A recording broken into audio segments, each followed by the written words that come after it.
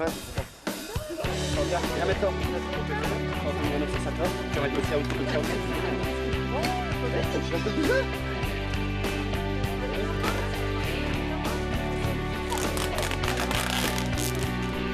Dimanche matin, un drôle de convoi a quitté Dunkerque pour un périple de plus de 6500 km. À bord de ce véhicule chargé à bloc, 4 garçons pleins d'envie. Une envie d'abord de voyage, de découverte, qui au fil du temps et des discussions s'est transformée en action humanitaire, en association qu'ils ont appelée « Pourquoi pas eux ». Ça démarre d'une idée toute simple, on trouvait le Sénégal beau et on s'est dit pourquoi pas aller faire un tour au Sénégal entre collègues. Avec Bruno, Bruno Kikan avec qui je travaille tous les jours. Donc on s'est dit on irait bien faire un tour au Sénégal. Donc de là on s'est mis d'accord pour y aller. Et on s'est dit allez, pourquoi pas ramener du matériel, puisque là-bas il y a certainement d'autres choses dont on n'a plus besoin ici. Donc on va essayer de prendre du matériel pour le ramener. Un endroit au Sénégal où il pourrait apporter des choses, être utile. On peut croire qu'on était destiné à faire cette mission parce que tout s'est déroulé pour le plus simplement du monde. En donnant un coup de téléphone à l'ambassade du Sénégal, on est tombé sur une charmante demoiselle qui nous a répondu au téléphone. On lui a expliqué qu'on voulait entrer en contact avec le Sénégal et tout. Et puis elle m'a dit elle nous a dit qu'elle connaissait un village qui était nécessiteux au Sénégal et tout. Et à partir de là, on a commencé à avoir les contacts d'une maîtresse sage-femme du village. Et nous l'avons contacté et puis de fil en aiguille, le projet s'est monté. Deuxième action, apporter quelque chose. Les 4 compères, Freddy, Bruno, Anthony et Yuri, ont donc démarché la ville de Dunkerque, les amis, les associations, les entreprises, les clubs, les commerces, etc. etc.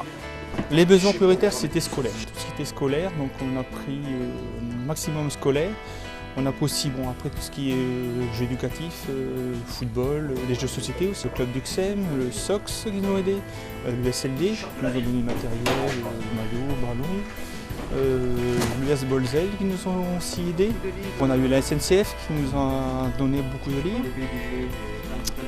des gens de Dunkerque qui nous ont appelés pour nous donner des bouquins, des livres scolaires aussi. On a aussi eu des cahiers par les écoles de Dunkerque et d'autres écoles d'environ. On a eu par le service animation des sacs à dos, des stylos, des maillots aussi. On a aussi par M. Évrard, service des sports, les maillots qui restaient en stock des boules dunkerquoises. Leur dévouement a porté ses fruits puisque c'est avec plusieurs kilos de matériel que les Dunkerquois ont pris la route. Et ça n'a pas été toujours facile. C'est pas mal d'investissement dans le sens où on est tout à fait néophyte là-dedans. On s'est lancé corps et âme, on a organisé des lotos, on s'est débrouillé pour faire les tombolas avec les balles de carnaval. C'est des choses qu'on connaissait, que personne ne connaissait. On a appris au fur et à mesure, je pense qu'on s'est pas mal débrouillé. Maintenant, je pense qu'on aurait aimé faire un peu plus de lotos, de choses comme ça, de façon à avoir plus de fonds à amener là-bas. On n'a pas grand-chose, mais ça sera déjà beaucoup quand même.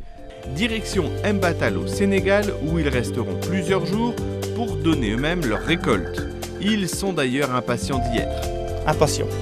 Ça fait 1 an qu'on travaille sur ce projet et je pense que ce sera une belle aventure et on fera beaucoup d'euros là-bas. Nos petits problèmes c'est vraiment futile par rapport à ce que les gens vivent là-bas au quotidien. Avec tout le mal qu'on se donne et quand on voit qu'on n'est pas pris au sérieux, c'est ce qui est le plus désolant. Sinon tout le reste, c'est que du bonheur. Parce qu'on sait que c'est pour faire quelque chose de bien, c'est pour aider les gens. Moi je vois déjà les sourires des gens sur les visages des gamins quand on va arriver là-bas. Donc forcément je sais que c'est quelque chose de bien. Leur retour est prévu mi-avril et déjà dans leur tête, ils replongeront vers un nouveau projet à Madagascar où ils ont également envie d'apporter leur aide. L'aventure de l'association Pourquoi pas eux ne fait que commencer.